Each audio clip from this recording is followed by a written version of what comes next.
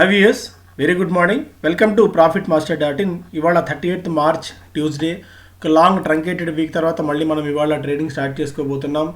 నిన్న మనకి American markets ఎలా క్లోజ్ అయ్యాయి, ఈరోజు మన మార్కెట్స్ని ప్రభావితం చేసే అంశాలు ఏంటి, అవన్నీ కూడా మనం మాట్లాడుకుందాం. నిన్న యుఎస్ మార్కెట్స్లో డౌ జోన్స్ ఒక 100 పాయింట్స్ దాకా పాజిటివ్గా క్లోజ్ అయింది. S&P 500 ఎందుకంటే రికార్డ్ స్థాయిలో క్లోజ్ అయింది లాస్ట్ ట్రేడింగ్ సెషన్లో. నిన్న ఫ్లాట్ ట్రేడింగ్ ట్రెండ్ మనం చూసాం. S&P 500 జస్ట్ 0.09% లాస్తో క్లోజ్ అయితే నాస్డాక్ 0.6% మేర నష్టపోయింది. డౌ జోన్స్ రికార్డ్ స్థాయిలో నిన్న మళ్ళీ క్లోజ్ కావడం చూస్తున్నాం. అమెరికన్ మార్కెట్స్లో మళ్ళీ ఒక పాజిటివ్ మొమెంటం మళ్ళీ మనకు కనిపిస్తుంది. స్పెసిఫిక్ రీజన్ ఇది అని మనం చెప్పలేకపోయినప్పటికీ కూడా ఓవరాల్ మొమెంటం మాత్రం పాజిటివ్గానే కనిపిస్తుంది. అండ్ ఏషియన్ మార్కెట్స్లో ఒక మిక్స్డ్ ట్రేడింగ్ ట్రెండ్ ఉంది. As of now oil Brent crude 0.11% తగ్గి $65 దగ్గర ఆల్మోస్ట్ ట్రేడ్ అవుతుంది. ఒపెక్ మీటింగ్ కూడా ఉంది అండ్ దానికి తోడు సూయజ్ కెనాల్లో ఎవర్ గివెన్ షిప్ మళ్ళీ అఫ్లోట్ కావడం కూడా కొద్దిగా బ్రెంట్ తగ్గడానికి కారణమైందని చెప్పుకోవాలి. గోల్డ్ 0.12% తగ్గి $1710 దగ్గర ట్రేడ్ అవుతుంది. అండ్ బాండ్ మార్కెట్స్లో యుఎస్ బాండ్ మార్కెట్స్ ఇది చాలా అనూహ్యంగా పెరిగాయి. ఇది మన మార్కెట్స్కి నెగిటివ్ అయ్యే అవకాశం చాలా ఎక్కువగా ఉంది. 1.7% దాటిపోయింది. 1.726% దాకా యుఎస్ 10-year బాండ్ రేట్స్ కనిపిస్తున్నాయి. ఇది మన మార్కెట్స్కి ప్యూర్ నెగిటివ్ ఫ్యాక్టర్గా చెప్పుకోవచ్చు. అండ్ క్రిప్టో కరెన్సీలో బిట్ కాయిన్ ఆల్మోస్ట్ $2,200 దాకా పెరిగి $57,362 దగ్గర యాజ్ ఆఫ్ నో ట్రేడ్ అవుతుంది. ఎథీరియంలో ఆల్మోస్ట్ 8% దాకా జంప్ చూసాం.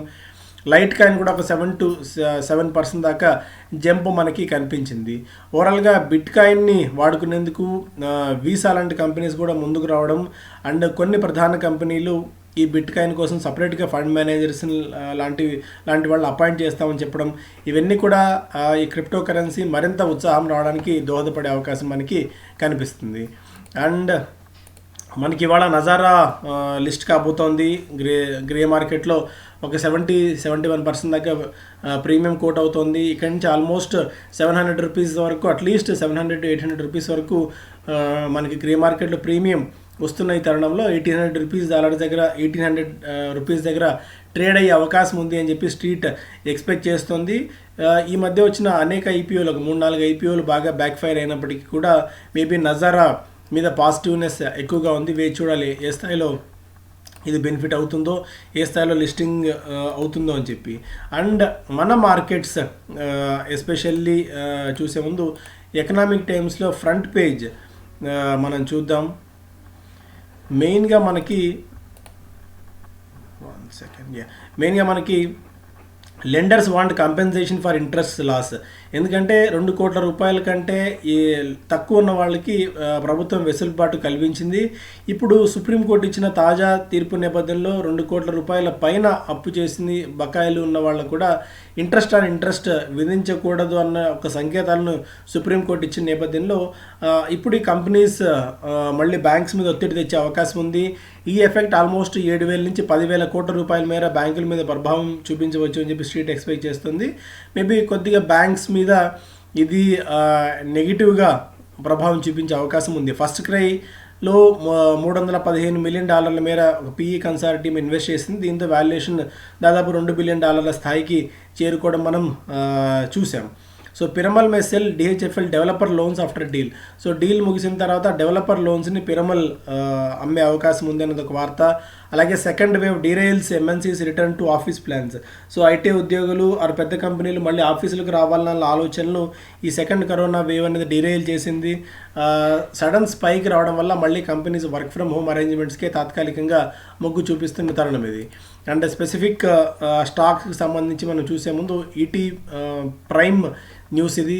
ONGC అనేది తన కోల్పోయిన పట్టును మళ్ళీ తిరిగి సాధించుకునే ప్రయత్నం చేస్తుంది. ఇంటర్నేషనల్గా క్రూడ్ ఆయిల్ ధరలు బాగా పెరుగుతున్నాయి. ఆల్మోస్ట్ $60 దగ్గర క్రూడ్ ధర స్టెబిలైజ్ అయిన నేపథ్యంలో ఇది ONGCకి పాజిటివ్ అయ్యే అవకాశం ఉంది అని చెప్పి స్ట్రీట్ ఎక్స్పెక్ట్ చేస్తుంది. కొన్ని కంపెనీస్ ఈ మధ్యకాలంలో ONGCకి పాజిటివ్ బై రేటింగ్ కూడా ఇస్తున్నాయి. రీసెంట్గా 5th మార్చ్ నుంచి 16th మార్చ్ వరకు ఇచ్చిన బ్రోకరేజ్ కాల్స్ ప్రకారం చూస్తే దీనికి బై రేటింగ్ ఇస్తూ 130 నుంచి 175 రూపీస్ వరకు టార్గెట్ ప్రైస్ ఇవ్వడం చూసాం. దీనికి ఓఎన్జీసీకి. అండ్ రెవెన్యూ పాయింట్ ఆఫ్ వ్యూలో చూస్తేనేమో దాదాపు 4.5 లక్షల కోట్ల రూపాయల ఆదాయం నుంచి 2022 నాటికి 4,545 కోట్లకు చేరుకునే అవకాశం మనకి కనిపిస్తుంది. నెట్ ప్రాఫిట్ 28,000 కోట్ల నుంచి 22,000 కోట్లకు తగ్గచ్చు. అలాగే ఈపీఎస్ వాల్యుయేషన్స్ 22 రూపాయల నుంచి ప్రస్తుతం ఉన్న 3 రూపాయల పరిస్థితి నుంచి 17 రూపాయలకు చేరుకోవచ్చు అన్న అంచనాలు కూడా మనం చూస్తున్నాము. When compared with other peer companies like oil India అనుకోవచ్చు, గెయిల్, బీపీసీఎల్, ఐఓసీఎల్ లాంటి వాటితో పోలిస్తే కాస్త స్థిరంగానే ఇది వాల్యుయేషన్స్ని సూచిస్తోంది.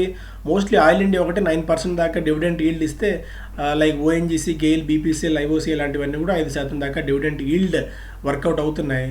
సో ఓఎన్జీసీని మనం లాంగ్ టర్మ్ కోసం డిప్లో కన్సిడర్ చేయొచ్చు అని చెప్పి నిపుణులు అంచనా వేస్తున్నారు. ఇక Visa moves to allow payment settlements using cryptocurrency. ఇంతకుముందు మనం మాట్లాడుకున్నాం, క్రిప్టో కరెన్సీ ఆధారంగా పేమెంట్ సెటిల్మెంట్ చేసే అవకాశం ఉంది అని చెప్పి. ఇక vessel that blocked Suez canal set free.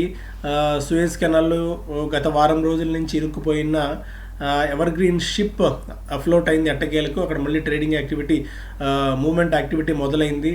So అయితే ఇప్పటికిప్పుడు దాని ఇంపాక్ట్ చెప్పలేం, కానీ అట్లీస్ట్ దీని క్యాస్కేడింగ్ ఎఫెక్ట్ 2 to 3 వీక్స్ దాకా ఉండొచ్చు అని చెప్పి స్ట్రీట్ ఎక్స్పెక్ట్ చేస్తుంది. ఎందుకంటే వారం రోజుల నుంచి ఎక్కడికెక్కడ బ్లాకేజెస్ అయిపోయిన కారణంగా. Peak margin norms hit cash and futures volume as traders go for options. So ఈ రీసెంట్గా సెబీ తీసుకొచ్చిన పీక్ మార్జిన్ నిబంధనలు అనేది క్యాష్ అండ్ ఫ్యూచర్స్ మార్కెట్ మీద చాలా ఇంపాక్ట్ చూపించాయని చెప్పి రీసెంట్ డేటా బట్టి చూస్తే అర్థమవుతుంది. సో అందుకని ట్రేడర్స్ తమ ఆప్షన్స్ని, తమ డబ్బుల్ని ఆప్షన్స్ వైపు మొగ్గు చూపుతున్నారు, ఎక్కువగా ఆప్షన్స్లో ట్రేడ్ చేస్తున్నారన్నది ఒక అంశం. ఓవరాల్గా చూస్తేనేమో volumes in cash and future segment almost 19 నుంచి 13% అంటే క్యాష్ సెగ్మెంట్లో 19%, అలాగే ఫ్యూచర్ సెగ్మెంట్లో 13% ఈ మార్చిలో వాల్యూమ్స్ తగ్గాయి. అట్ ది సేమ్ టైం మనకి ఆప్షన్స్లో 39% వరకు మనకి జంప్ కూడా చూసాం. సో ఇవన్నీ కూడా మేబీ మరికొద్ది కాలం పాటు ఆప్షన్స్ వైపే జనాలు ఎక్కువగా మొగ్గు చూపే అవకాశం మనకు చాలా స్పష్టంగా అనిపిస్తుంది. ఎందుకంటే క్యాష్ లేకుంటే మనం ట్రేడ్ చేయడం కష్టం కాబట్టి. అలాగే Sputnik vaccine may get not in next few weeks. So doctor Reddy's చెప్తున్న దాని ప్రకారం రష్యాతో కలిసి సంయుక్తంగా వాళ్ళు తయారు చేసిన స్పుత్నిక్ వ్యాక్సిన్ అనేది మేబీ మరికొద్ది వారాల్లో అప్రూవల్ పొందే అవకాశం ఉందని చెప్పి సంస్థ యాజమాన్యం ప్రకటించింది. ఇది కూడా 2 డోస్ వ్యాక్సిన్ అయితే తీసుకున్న తర్వాత 21 డేస్ లోపు ఎప్పుడైనా సరే ఈ పీక్ ఇమ్యూనిటీ డెవలప్ అయ్యే అవకాశం ఉంది అని చెప్పి కంపెనీ చెప్తోంది. Mukund cells surplus Thane land for 801 crores to NTT global. So NTT global సంస్థకి తమ దగ్గర ఉన్న 55 ఎకరాల సర్ప్లస్ ల్యాండ్ని 800 కోట్ల రూపాయలకు ముకుంద్ సంస్థ విక్రయించింది. ఇప్పటికీ అప్పుల్లో ఉన్న సంస్థ ఈ వచ్చిన నిధులను అప్పులు తీర్చేందుకు, రుణాలు తీర్చేందుకు వినియోగిస్తామని చెప్పి సంస్థ చెప్పింది. ద కంపెనీ ఇప్పటికే 2021లో 975 కోట్లకు తన అప్పుల భారాన్ని తెచ్చుకుంది. గతంలో 2,500 కోట్ల రూపాయల మేర అప్పు ఉన్న ఈ సంస్థకి ఇప్పుడు 975 crores తగ్గించుకుంది. ఈ ముకుంద్ ల్యాండ్ సేల్ చేసిన తర్వాత సో మరింత గణనీయంగా ముకుంద్ అప్పు తీరే అవకాశం ఉంది కాబట్టి దీని ఇంపాక్ట్ మేబీ షేర్ ప్రైస్ మీద కూడా ఉండొచ్చు. అలాగే బాలాసోర్ అల్లాయిస్లో టాప్ లెవెల్ మేనేజ్మెంట్ ఎగ్జిట్ అవుతున్నాయి. జీతాలు ఇవ్వని కారణంగా టాప్ మేనేజ్మెంట్ కూడా వైదొలుగుతున్నారు. కొంతమంది ఉద్యోగులు ప్రభుత్వానికి కూడా లేఖ రాశారు. ఇప్పటికే లిస్టింగ్ నిబంధనలు అనుసరించిన కారణంగా ఈ సంస్థ మీద బీఎస్సీ ట్రేడింగ్ నిషేధం కూడా విధించింది. ప్రస్తుతం షేర్స్ కూడా ట్రేడ్ అవ్వట్లేదు. అలాగే స్టీల్ ప్రైజులు టన్నుకు 4,000 రూపాయల దాకా పెరిగే అవకాశం ఉంది ఏప్రిల్ నుంచి అని చెప్పి అనలిస్టులు అంచనా కడుతున్నారు. ఎందుకంటే హాట్ రోల్డ్ కాయిల్ రేట్లు ఇంటర్నేషనల్ మార్కెట్స్లో బాగా పెరిగాయి. ఎస్పెషల్లీ చైనాలో ధరలు బాగా పెరిగిన నేపథ్యంలో మన ఇండియాలో జేఎస్డబ్ల్యూ స్టీల్, జేఎస్పీఎల్, టాటా స్టీల్ లాంటి కంపెనీలు టన్నుకు 4,000 రూపాయల దాకా ధరలు పెంచే అవకాశం ప్రస్తుతం మనకు కనిపిస్తుంది. సో అందుకే గత కొద్ది కాలం నుంచి ఈ సంస్థల షేర్లలో యాక్టివిటీ చాలా ఎక్కువగా ఉంది. దీని క్యాస్కేడింగ్ ఎఫెక్ట్ మిగిలిన కంపెనీస్ మీద కూడా ఉంటుంది. ఎందుకంటే వీటి మీద ఆధారపడిన ఆటోమొబైల్ ఇండస్ట్రీస్ అనుకోవచ్చు, డిఫరెంట్ కంపెనీస్ దీన్ని ఆధారం చేసుకుని ఉన్న కంపెనీల మీద కూడా ఇంపాక్ట్ ఉంటుంది. కాబట్టి చాలా కీన్గా అబ్జర్వ్ చేయాల్సిన అవసరం ఉంటుంది. ఇక బిజినెస్ స్టాండర్డ్ చూస్తేనేమో ఫస్ట్ పేజ్లో Malegaon math may hold key to mysteries exit. Okay, veterans a valued Tata సన్స్లో దాదాపు 3.14 ట్రిలియన్ రూపాయల విలువ ఉంటుంది టాటా సన్స్ వాల్యుయేషన్ అని చెప్పి 2016లో ప్రముఖ సిఏ అయిన మాలేగాం లెక్క కట్టారు. అయితే ఇందులో టాటా గ్రూప్ వాల్యుయేషన్, టాటా గ్రూప్కి ఉన్న స్టేక్ ఎంత ఉంది, అలాగే షాపూర్జీ పల్లోంజీ సంస్థకు ఉన్న విలువ ఎంత ఉంది, వాళ్ళు బయట అమ్ముతారా లేదా, అవన్నీ కూడా చాలా ప్రశ్నార్థకంగా ఉన్నాయి. మేబీ మళ్ళీ కోర్టుకి టాటా సన్స్ వెళ్ళే అవకాశం ఉంది. తమ కంపెనీ షేర్లు తామే బైబ్యాక్ చేసేందుకు అవకాశం కల్పించాలని చెప్పి టాటా సన్స్ కోరే అవకాశం ఉంది. కాబట్టి సో టాటా సన్స్లో ఇంకా పూర్తిగా ఇష్యూ తొలగలేదని చెప్పుకోవచ్చు. We have to wait and see. Retail loan set to become biggest segment for banks. So ప్రస్తుతానికి రిటైల్ సెగ్మెంట్ మీద ఎక్కువగా బ్యాంకులు ఫోకస్ చేస్తున్నాయి. ఎందుకంటే రిటైల్ సెగ్మెంట్ ఎంత పటిష్టంగా ఉంటే బ్యాంక్ కానీ సదరు ఫైనాన్షియల్ సంస్థ కానీ అంత వేగంగా వృద్ధి చెందే అవకాశం ఉంది. ఎందుకంటే డిఫాల్ట్స్ కాస్త తక్కువగా ఉంటాయి కాబట్టి ఈ సెగ్మెంట్లో, అండ్ మాస్ సెగ్మెంట్ కూడా కాబట్టి. And most of the points మనం కవర్ చేసాం. Mumbai sees bed rationing again as COVID cases mount. So ముంబైలో కోవిడ్ కేసుల సంఖ్య పెరుగుతున్న నేపథ్యంలో బెడ్ రేషనింగ్ అనేది ఆల్రెడీ అత్యవసరం ఉన్న వాళ్ళని మాత్రమే హాస్పిటల్స్లో ఉంచుకొని మిగిలిన వాళ్ళని తిరిగి పంపించాలి, ఇళ్లకు పంపించాలి అన్నట్టుగా అక్కడ ప్రభుత్వం హాస్పిటల్స్ని ఆదేశిస్తుంది. ఎందుకంటే కోవిడ్ కోసం మరింతగా సన్నద్ధం హాస్పిటల్స్ బెడ్స్ని అక్కడ ప్రభుత్వం చూసుకుంటుంది కాబట్టి. సో ఇది major news. So thank you so much. Have a great day.